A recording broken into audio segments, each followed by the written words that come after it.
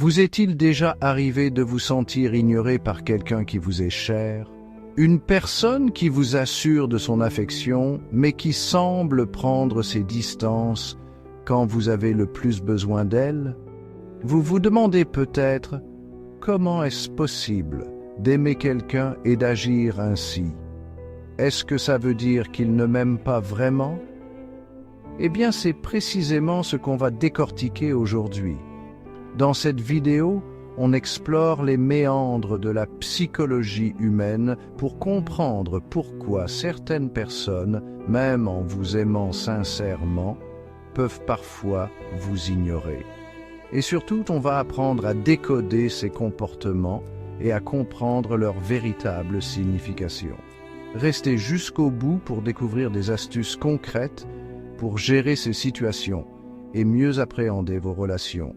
Alors, si vous êtes prêt à plonger au cœur de ce paradoxe et à percer les mystères de ces agissements, n'hésitez pas à liker et à vous abonner pour ne rien manquer.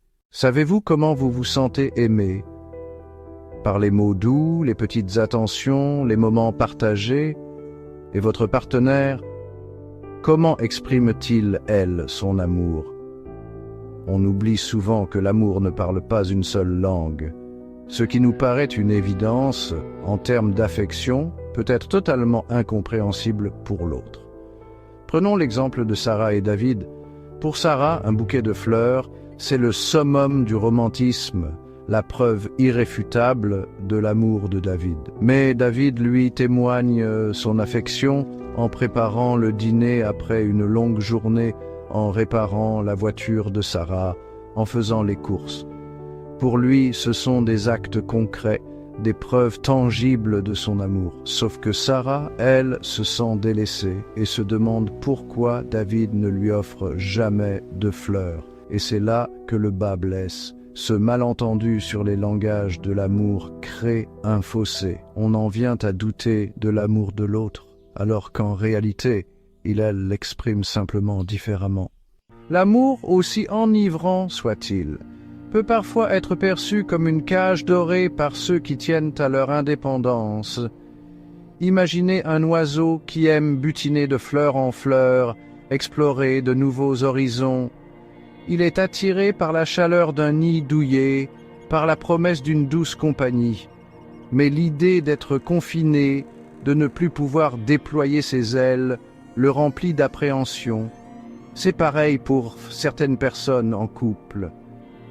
L'amour est bien là, sincère et profond, mais il s'accompagne de cette peur viscérale de se perdre soi-même en chemin, de perdre cette liberté si précieuse, de devoir renoncer à ses passions, ses rêves, ses aspirations personnelles. Alors, ils prennent du recul, non pas par manque d'amour, mais par besoin de respirer, de se retrouver, de s'assurer que leur identité propre ne soit pas engloutie par la relation.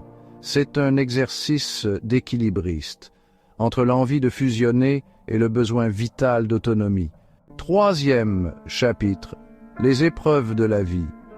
La vie, avec ses hauts et ses bas, peut parfois nous secouer comme une tempête en pleine mer. Et face à l'adversité, chacun réagit à sa manière. Imaginez un instant votre partenaire, celle qui vous aime profondément, traverse une période difficile.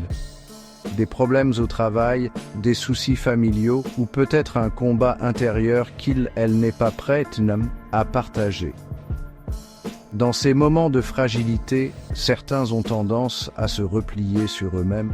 Leur silence, leur distance ne sont pas dirigés contre vous, mais constituent plutôt un mécanisme de défense, une façon de se protéger, de penser leurs blessures à l'abri des regards. On peut facilement mal interpréter ce retrait, le voir comme un désintérêt, un signe de désamour. Mais il faut se rappeler que derrière chaque comportement se cache souvent une histoire qu'on ignore. Et parfois, la plus belle preuve d'amour qu'on puisse offrir, c'est de laisser à l'autre l'espace dont elle a besoin pour traverser ses tourmentes. Voilà, vous comprenez maintenant mieux pourquoi une personne qui vous aime peut parfois vous ignorer.